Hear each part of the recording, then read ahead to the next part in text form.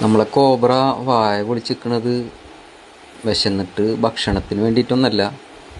അപ്പം എന്താണെന്നുള്ളത് നിങ്ങൾക്ക് കാണണ്ടേ? ഒന്ന് കണ്ടു നോക്ക്.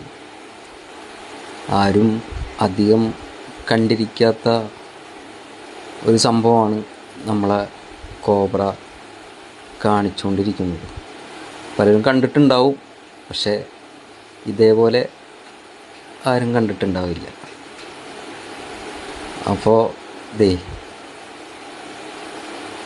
കണ്ട, കോബ്ര മുട്ടിടുന്നതാണ് ഈ കാണുന്നത്.